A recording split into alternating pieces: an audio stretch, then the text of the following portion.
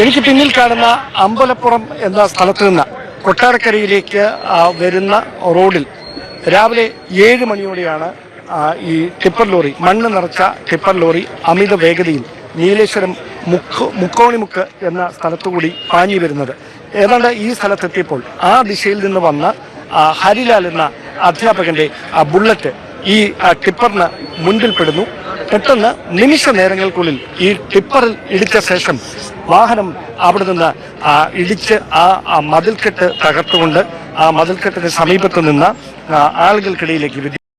നമസ്കാരം, പുതിയൊരു വീഡിയോയിലേക്ക് എല്ലാവർക്കും സ്വാഗതം. നമ്മൾക്ക് ഒരു 2-3 ദിവസം ചർച്ച ചെയ്യാനുള്ള ഒരു വിഷയം കിട്ടിയെന്നല്ലാതെ ഇതിനൊന്നും യാതൊരു വിധത്തിലുള്ള നടപടിയും ഉണ്ടാവില്ല എന്നാണ് എനിക്ക് പറയാനുള്ളത്.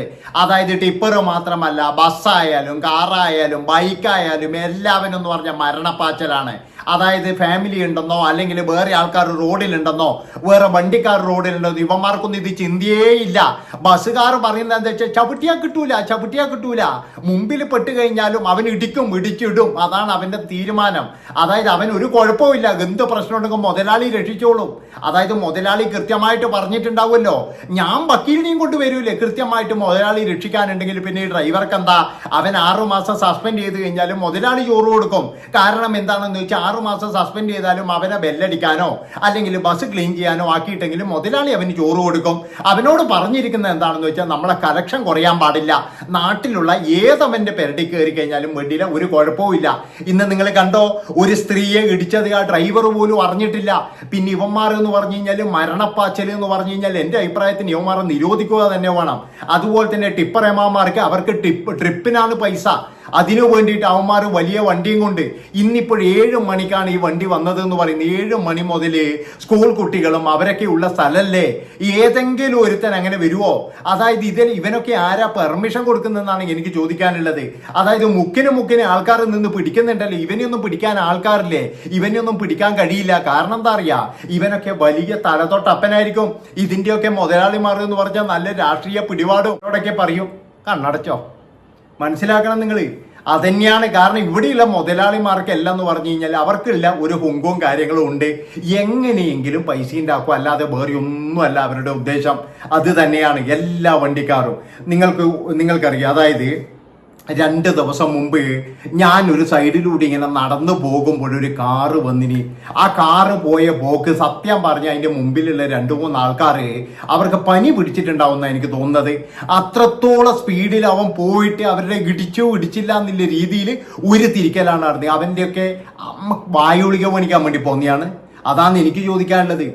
അതന്നെയാ ചോദിക്കാനുള്ളത്. ഇവനെയൊക്കെ എന്നാ വേണ്ടത് അറിയാം, ശരിക്കും പറഞ്ഞാൽ തെരുവിലില്ലേ അത് ചെയ്യാൻ വേണ്ടത്, അതാണ് വേണ്ടത്. പക്ഷെ ഇവനറിയാം. കാരണം എന്താണെന്ന് വെച്ചാൽ ഇനി 1ന്റെ മുകളിൽ കയറിയാലും 2ന്റെ മുകളിൽ കയറിയാലും ഒരു കുഴപ്പമില്ല. ഒരു 6 മാസം, അത് 6 മാസം കഴിഞ്ഞാൽ അവന്റെ ലൈസൻസ് പിന്നീട് തിരിച്ചു കിട്ടും. അതൊന്നും അല്ല വേണ്ടത്. എന്താ വേണ്ടതെന്നറിയാം, ഗൾഫിലെ ശിക്ഷ കൊടുക്കണം. അതായത് ഇവന്റെ വീട് വിറ്റിട്ട് ഇവന്റെ പൈസ കൊടുപ്പിക്കണം. അതായത് ഇവൻ ശരിക്കും പറഞ്ഞു കഴിഞ്ഞാൽ ഒരു അപകടം ഉണ്ടാക്കി അവൻ എന്ന് പറഞ്ഞാൽ കുത്തുപാളി എടുക്കണം. അവന് കൃത്യമായിട്ട് ആരുടെ കയ്യിലാണ് തെറ്റ്, ആ തെറ്റിൽ എന്ന് പറഞ്ഞു കഴിഞ്ഞാൽ കൃത്യമായിട്ട് നടപടി എടുത്തിട്ട് അവന്റെ കയ്യിൽ നിന്നും ഭീമമായ നഷ്ടപരിഹാരം ഈടാക്കിയിട്ട് ഈ മരണപ്പെട്ടവർക്ക് കൊടുക്കുക വേണ്ടത്. അതിനവൻ ചിലപ്പോൾ അവന്റെ സ്വത്ത് മുഴുവൻ വിൽക്കേണ്ടി വരും, ഇല്ലെങ്കിൽ അവനെ പിടിച്ച് ജയിലിലിടുക വേണ്ടത്. അവനൊക്കെ കൃത്യമായിട്ട് എന്ന് പറഞ്ഞു കഴിഞ്ഞാൽ അതായത് അവിടെ കിടക്കട്ടെ എന്ന് നോക്കണം. അല്ലെങ്കിൽ എന്ന് പറഞ്ഞാൽ ഇതിനൊന്നും ഒരു അവസാനം ഉണ്ടാവില്ല. അതായത് ഈ മലയാളികൾ മാത്രമേ ഉള്ളൂ ഇത്രമാത്രം വണ്ടി കൊണ്ട് അഹന്തത കാണിക്കുന്നത്, വേറെ ഒരു സ്ഥലത്തും ഇല്ല എന്നാണ് എനിക്ക് തോന്നുന്നത്.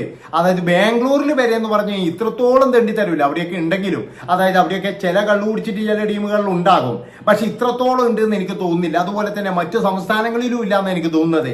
പക്ഷെ മലയാളികൾ എന്ന് പറഞ്ഞു കഴിഞ്ഞാൽ ഇത് 4 ആൾക്കാരെ കാണിക്കാൻ വേണ്ടിയിട്ട്, ഇവന്മാരെടുത്ത പുത്തൻ പണത്തിന്റെ കാര്യങ്ങളും ഹുങ്കുകളും 4 ആളെ കാണിക്കാൻ വേണ്ടിയിട്ട് ഇവന്മാർ ചെയ്യുന്ന വേലകള് പലപ്പോഴും ഞാനൊക്കെ പ്രായിട്ടുണ്ടായിരുന്നു. കാരണം ഇവനൊന്നും വീടത്താണ്ട് നിന്നിട്ടുണ്ടെങ്കിൽ എന്ന് അമ്മാതിരി പോക്കാന്ന് പോകുന്നത്.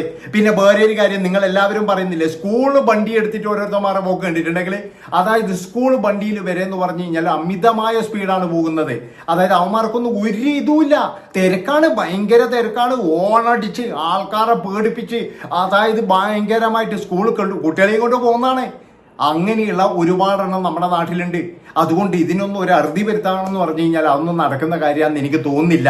അതുകൊണ്ട് എന്താ വേണ്ടതെന്ന് വെച്ച് കഴിഞ്ഞാൽ കൃത്യമായിട്ട് ഗവൺമെന്റ് ഇടപെട്ടിട്ട് ആ വേഗപ്പൂട്ട് സംവിധാനം അത് കൃത്യമായിട്ടെന്ന് പറഞ്ഞു കഴിഞ്ഞാൽ നടപ്പാക്കണം.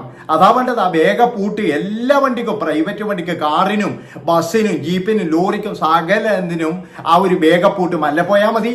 അതായത് അമിത സ്പീഡ് പോണ്ട, മെല്ലെ പോയിക്കോട്ട്. അതാ വേണ്ടത് കൃത്യമായിട്ട്. അല്ലെങ്കിൽ എന്ന് പറഞ്ഞു കഴിഞ്ഞാൽ ഓരോ ദിവസവും നമ്മളിപ്പോൾ എത്രയെത്ര മരണങ്ങൾ, എത്രയെത്ര സംഭവങ്ങൾ. കുറേ നാൾ മുമ്പ് എന്ന് പറഞ്ഞു കഴിഞ്ഞാൽ ഇവിടെ മലപ്പുറത്ത് തന്നെ എന്ന് പറഞ്ഞാൽ ഒരു ലോറി ഇതുപോലെ സ്കൂൾ കുട്ടികളുടെ അടുത്തേക്ക് പാഞ്ഞു കയറിയില്ലേ?